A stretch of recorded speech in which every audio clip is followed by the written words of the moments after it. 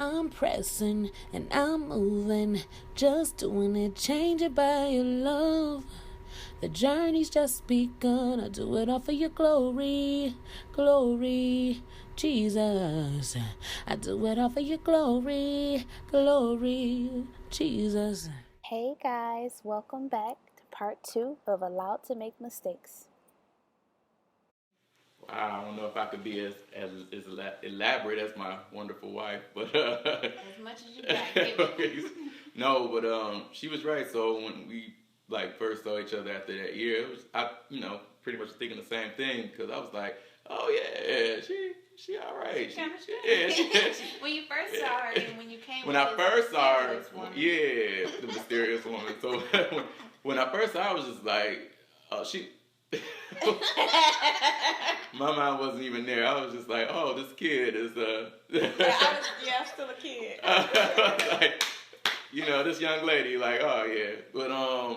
But after a year and just God once again just continuing to work on me. That one time I saw her again, I was like, it was like a light just being illuminated on her, and I'm just like, dude, she all right. Yeah, she cool. Let me go ahead and see what's going on here. And so I wanted to just get a chance to know her, to just know what she's about. And I'm a firm believer in not wasting people's time. I've had my time wasted. Anybody ever had their time wasted? And I just figured, life is too short just to waste my time or anybody else's time. So I'm very frank. I'm clear about my expectations and what I want, what I'm looking for when I come into a relationship with anybody, a friendship or any type of covenant that I'm coming into. I want to be clear about what it is that we're doing. And so that's the approach that I took with Takia. I wanted to, get to know her, find out what her world was like, and, if I could benefit her world in any kind of way or any kind of matter. And, yeah, and I just think that, when I see, it's a lot of potential candidates out there, saying that, and she's a beautiful woman, so I'm just trying to, put my best foot forward because I don't know the competition that's out there. Right. So, of course, you try to go above and beyond, but that's what I wanted to do. I really wanted to impress her. I think when you're courting a young lady that you should, court her and find out, what it is that, if you could benefit her, a lot of times we're looking for what can I get out of it or what's good for me, what you got for me, but I'm trying to see, where she is and how could I be an asset in her life and vice versa. And so that's pretty much what it was. And then after actually becoming official and, now that we're making official and becoming more exclusive, I just wanted to, like we said, we had the saying about the train. It was like, anytime you want to get off this train, you just show the conductor your ticket. Choo-choo, because, in relationships, everybody's coming with, baggage or they're coming with, a lot of stuff prior to, meeting you. So you just, you have to find somebody that hey, this is okay, I can deal with this, or, whoa, this isn't a little bit what I, haven't expected. So when it comes to me, I present myself and I say, hey, this is where I am in my life, this is what I got going on, this is what I've done, this is who I am and, what I'm all about. And at this point, you need to let me know before we go any further or any more time is wasted. you need to, right, do you want to get off this train or not? And I believe that everybody in a relationship, if you're going to be dating somebody, courting somebody, you need to find out what the expectations are and you need to find out what it is. Okay. It is what it is. So you need to find out exactly what's going on. And we both were okay with getting off the train. And I think that's important. Okay. With when you're courting somebody or when you're in a relationship with somebody, because we had that understanding, we were okay if one person said, all right, conductor, let me take my ticket, let me cash my ticket in. We both had that understanding. So if he said, okay, Takia, your daughter, your family, it's just a little bit too much for me. I was okay with that because that's what we established in the beginning. And if I said to him, okay, Andrew, that's a little bit too much. I gotta let this one go. Sorry, I gotta wave my white flag. He was okay with that. Okay. And I think that's so important. You have to know if this is not who God intended for you to be with, it's okay to walk away. That's great. And it's healthy to ask questions. It's healthy to, it's tough questions that need to be, asked. It's a lot that you have to go in there digging, because potentially if you're actually looking for marriage, you know, and that's long term, that's forever, that's till death do you part. You need to find out, can I handle this? And you need to be real with yourself, because even if it's everything that you ever wanted, you need to be real with yourself. Can I honestly live with this? Can I honestly, you know, deal with this person? So one thing that helped us is the fact that we refrained from sex. So we didn't have these rose-colored glasses on, because we weren't blinded by sex or by, you know, the pleasure of one another that really can cloud a person's judgment. So we refrained, and then I was able to see, like, if his breath stank. I was able to see, like, okay, is this like, what's really going on? I was able to see, like, do he really have attitude? I was able to see these. He was able to see, like, do she really look good with her hair just in a ponytail? Do she really look good without weave? Like, what's behind all these things? We were able to see those things clearly and be able to have, like, clear judgment on one another and say, I can deal with this. Okay. Okay, this is not that bad. Okay, it's okay. I can do this. Okay. Yeah, and a lot of times what people they fall into error is that if they do happen to it becomes a sexual thing, that they miss a lot of the stuff, like, you know, this person really gets on my nerve, but the sex is so good. Yeah. And I think that's a common mistake that our generation makes, is that, you know, everything is just based off of, there's movies out, there's books out, and everything is just about sex. And a lot of times you fall into error a lot, and you miss the mark, because you're mixing with somebody and you know that they're not right for you, but it's that connection that you guys have sexually, that is soul tied, that it becomes, and then now, you know, something that's really not good for you guys really don't mix. You keep progressing that thing further and further and further, and you keep digging that ditch. And then now you're wrapped up in something that you don't even know, how did I even get here? And out of the will of God. And you're definitely out of the will of God. So a lot of times you do have to refrain from that, just so you can see, you know, who this person actually is. Like, who is Takia, and like what does she really believe in? What is she all about? Right. And then once you have that connection as far as friends, a connection spiritually, when you do get married, and then the intercourse and the love that you make is the bonus. It's a cherry on top. You're like, wow, you know, it was really worth it. Worth it, yeah. Makes it worth it. Get out of my head. They are one flesh, as you can see. So we talked about those things. So we talked about courting. So let's transition into, what about, a good question is a year enough to court? I believe that it is. I believe You can court for a year. How long did you court? I don't even remember, to be honest with you. Maybe a few months, or how long was it? Officially courted for a few months, but you began the friendship process.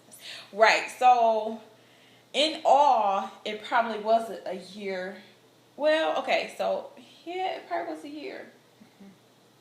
Yep, it probably was a year like a whole year, from the friendship, courting, and from the time he actually proposed. So that was probably a year. Okay, so courting to the proposal. And so a year, I mean, everybody's situation is different. You're ready and the other person is ready. Like, I hate to put like a time stamp on this. People that's been married for 10 plus years and have a wonderful marriage, a wonderful relationship, and they've only known each other for 6 months. There's people that's been married for 20 plus years and they only dated for, like I said, again, a few months. And when you know the heart and the will of God, and the other person is just as spiritually mature, and you guys are equally yoked, and you guys know it. And then it's not going to be easy. I don't care if you dated and court somebody for like years, like 5 years, and when you get in that marriage, it's still going to be difficult. It's still something that takes work. I've known people that, say, yeah, we've been, knowing each other since high school, and now, we, did everything. And when you get into that marriage, it's just like, it's still friction. It's still different. So two lives coming together to become one. So, okay, I like that. I like because that's a question that, many people have. How long do I court? Or, what is enough? But like you said, you set the foundation. Yep. I'm not about to wait for it. I didn't play a while. I've done these things. And so, but God is the one who really orchestrates the time. And so to be in tune with God is really where the time, frame is constructed. Absolutely. I think you have to first establish a firm foundation. Mm-hmm. And once the foundation is firm and it includes God, and if you guys are in prayer together, and once you get the word from the Lord and figure out what God's timing is, and I think for us, that's why it didn't take us so long, was because we had a firm foundation and God was a part of that. God has always been a part of this relationship. Right. It's not just Andrew and I. God sticks right in the middle. I remember early on while we were dating, it may have been something that I wanted him to do, or I was like, why isn't he what's going on, Lord? He may have started acting weird on me. Mm-hmm. And we went to a church service, and I remember praying about it maybe a few days prior to that, and we worshiped in the church service. And when we got out, he was like, yeah, so the Lord just really dealt with me about you. And it was everything that I had went to God in prayer about. Wow. And he just pretty much poured it all out, and I was just like, oh my God. I didn't even have to really express it to him because I took it to God in prayer. Mm-hmm. And it just further confirmed, what God was already doing in our lives and what he was already setting up. God does things in decency and in order. And you have to figure out what is his order. Okay. In your life. And that's what I think we did. We really sought him and really fell on our faces and said, God, what is your order for our lives? Okay. And we moved within that time frame. So that's a perfect transition into the actual first year of marriage, because I'm sure you had to take that same thing into the first year of marriage, taking things to God, not always to the spouse or the person, but taking it to God, so God being your foundation. So let's talk about the first year of marriage.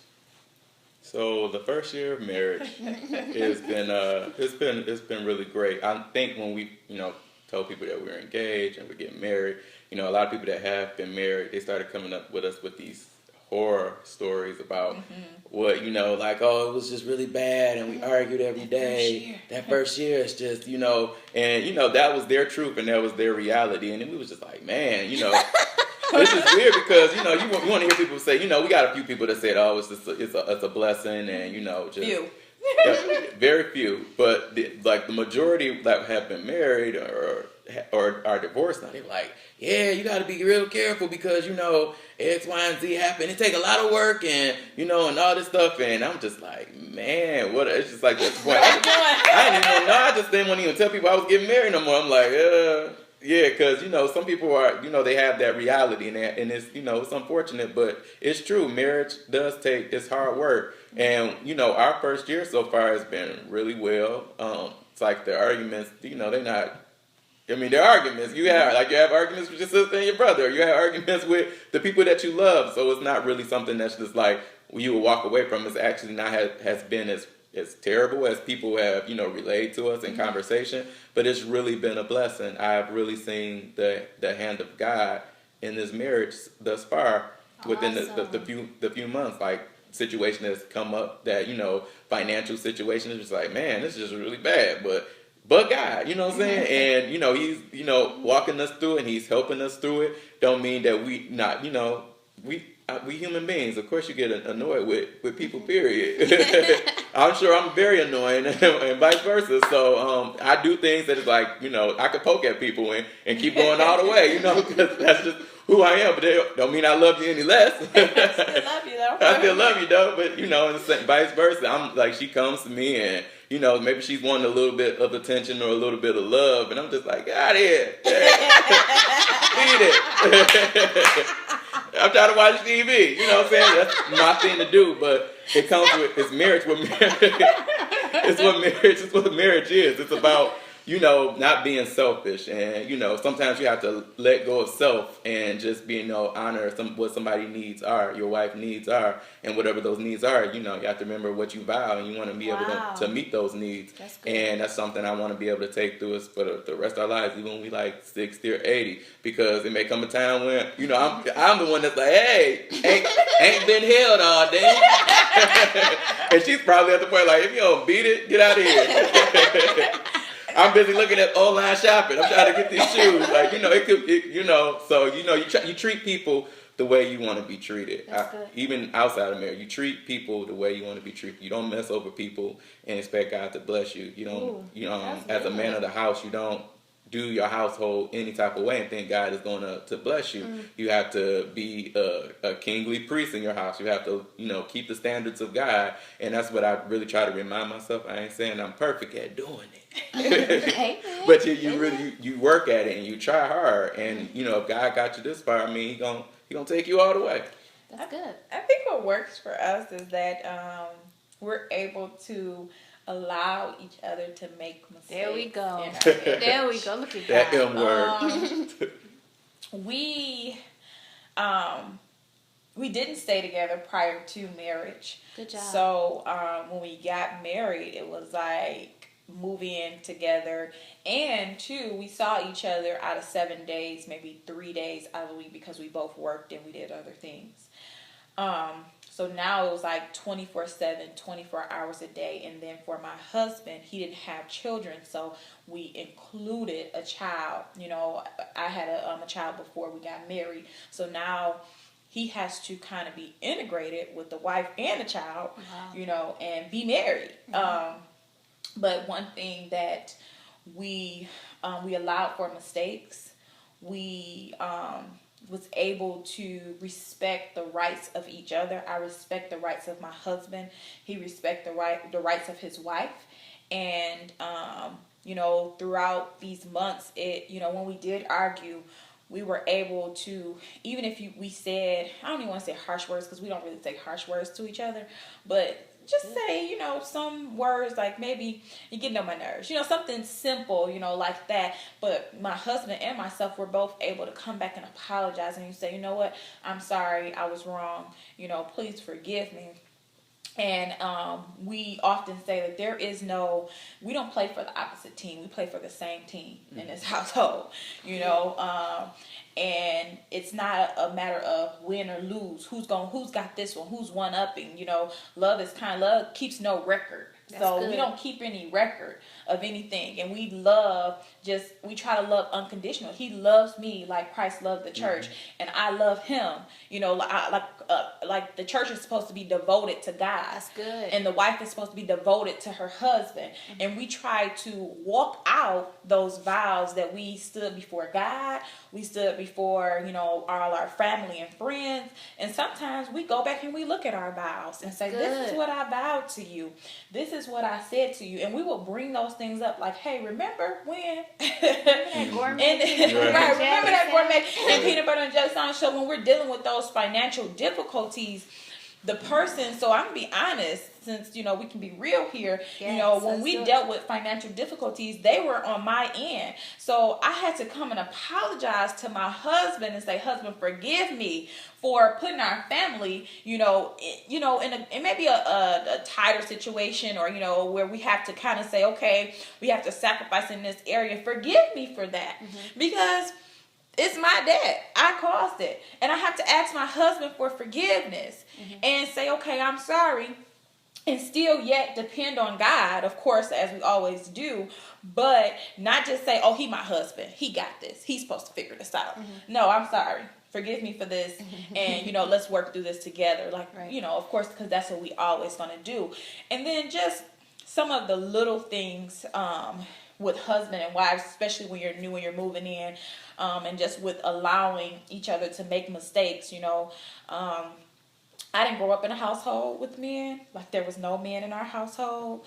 So I watched a few ties, and I didn't know that I couldn't watch ties. And my husband would be a little upset. You know, I can tell, you know, just in his tone a little bit that he would carry. But he was so kind in his love that he was just like, you know, okay, I'm gonna allow you to make these mistakes. Key, I really, you don't wash ties, you don't do this. And I didn't know it was really an honest mistake. I didn't know. But he didn't get mad. He didn't just, start, flipping over tables like Jesus did. But, he allowed me to make mistakes. And the same vice versa. There have been things that he has done. We don't want to talk about that right now. Let's talk about all your mistakes. I don't make mistakes. Loves to kind of just chill out and kind of be alone sometimes. And we had to find a happy medium, a happy compromise. He loves me and he wants to please me, and I love him, and I'm giving 100% of me, and he's giving 100% of himself. So sometimes you have to compromise and find that happy medium that works for the best for the both of you. And in your first year of marriage, you kind of really figure out, like, okay, what works, what doesn't work, what works, what doesn't work. And it's kind of this back and forth until you guys kind of find your rhythm. And I think what really helped is that we didn't have these like unrealistic expectations of each other. Great. Just like when we were courting and we were dating, are you ready to get off this train? Even though there is no train to get off of now that we're married, it more so turned into this no pressure. We continue with that no pressure. We understood when we crossed over the threshold of our door that it's peace in this house, that anything that we was dealing with past that door, whether it was work, whether it was people, whether it was whatever it was past that door, it's gone when you come in here, because it's all about family. This is a peaceful household. Awesome. And we cherish that in our household, and that's what we keep in our household. And even if somebody had like a really bad day, we're good at saying, okay, you need your time. But come around now, because it's family time. It's time to get into this thing. So I think that's what helps us through our first year of marriage, and that's for us has made it such a delight to still be married and still just say, no, God has really blessed our first year. We don't have any like issues. We don't have nothing big going on. Like we're very thankful. So good. That's good to hear. And what I love about the allowing to make mistakes, I think that a lot of the foundation is both of their backgrounds. They have hearts of forgiveness because they've been forgiven by God.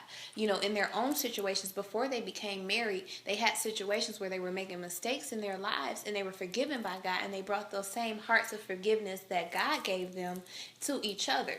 So it's like, we're not going to blow up on each other about small things. We can forgive things. We've been through so much more in our life, in our past, in our separate lives, and even together, that these little things, like, we value more. And even just going back to, your desires, going back to your vows and saying, this was what I asked God for, and this is what he gave me, so I'm going to cherish it. So always redirecting your focus back. So redirect your focus from being allowed to make mistakes and forgiveness, instead of living in condemnation and what God won't do for you, like Takia touched on in the beginning, when she has to speak and cast down things. So I think that's a lot that comes from a lot of that heart of forgiveness as well.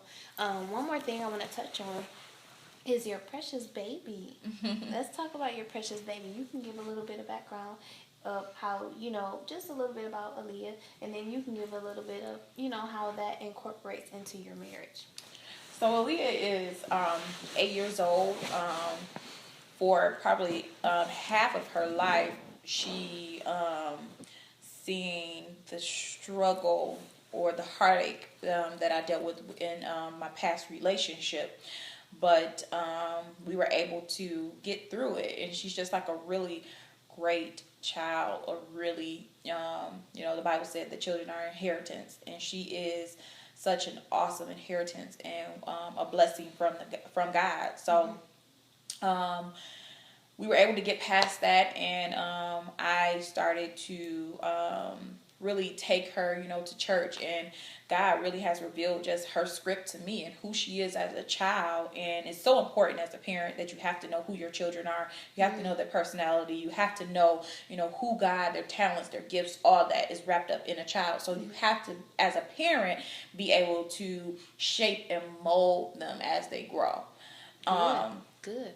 So overall, she's just a wonderful child. When we started to date, he was still known as Denise and Titus' son, because I didn't believe in having my child around just anybody. And I said he was anybody, but I didn't know at the time. And so they would come around each other every now and again. And as the relationship progressed, they would come around each other a little bit more. And I would even ask him, like, hey, what are we doing here? Because now my child is becoming attached. And that was so important to me, because it's easy for an adult to walk away from a situation. But when you have children, it's like children become attached. And you can't just say, yeah, that relationship ended, so let's move on. It doesn't work like that with children. And so when we actually got engaged, I think we really, really, really started, trying to really spend time with each other. But it was just like no match for when you're actually in like the real deal. It was no match, because now it's 24/7, 24 hours a day, and going from not having a child to having a child, there was a lot. And then you have a few different things working against you. You have the whole not having a child and working against you, plus you have a male and a female. So there's like different dynamics. He has to understand a female child too. So a lot of things I think we had to really discuss behind closed doors without her in front of us, to say, how are we going to work together? But one thing that we do, and that we'll always do, we always stand as a united front. That's good. With our child. So even when there's difficult times, difficult questions, difficult things that we have to deal with, we don't go against each other. And we don't allow her to go against us either. So we stand together, even if I don't always agree. And there has been times where I didn't always agree with the punishment. I didn't always agree with, maybe something he was saying, but I never ever addressed it in front of Aaliyah, because then that shows her that there's discord, or and then it's always a something for the enemy to try to squeeze in there. So when we discussed a lot of things, and some things it comes just by trial and error. There is no parenting book. Allowed to make mistakes. There is no parenting book. There is no right or wrong way of doing things. So a lot of things that we had to pray. My husband had to pray. A lot of things he had to say, well, what about this, or how does this work? And I had to give him insight, on who she was, and then he had to learn. They had to kind of really grow a relationship on their own without me, because it ended up turning into, he picked her up from school every day because I was still working. So when she got out of school, he was the first face she saw. Homework, he was there. So a lot of the things that I didn't have as a single parent, I have now as a married woman, which is like phenomenal. And I'm so thankful and grateful that he really made the transition well. Not saying that there was no challenges, but God's grace is so sufficient that it was more than enough. He knew what he was doing when he was doing it, and when he put us together, that he had every piece, every factor, every person in mind. So yeah, babe, what you want to say? You said it all. I was going to say amen. He seconds that. So that is awesome. Today we have had what I would call meat as we talked about relationships, as we talked about being allowed to make mistakes, as we talked about courting, as we talked about first years of marriage, as we talked about life separate and coming together. I think that we have a lot of meat here, and I am so excited. I appreciate you two for coming on the show. For having Thank you so much. Yes. Yes. So we are closing out. Thank you for tuning in. Continue to stay tuned. Subscribe. Thank you. Bye. Bye.